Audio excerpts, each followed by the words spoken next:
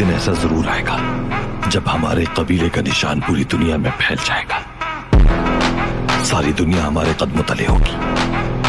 عدل و انصاف ہمارا شعار ہوگا. پوری دنیا ہماری ہوگی.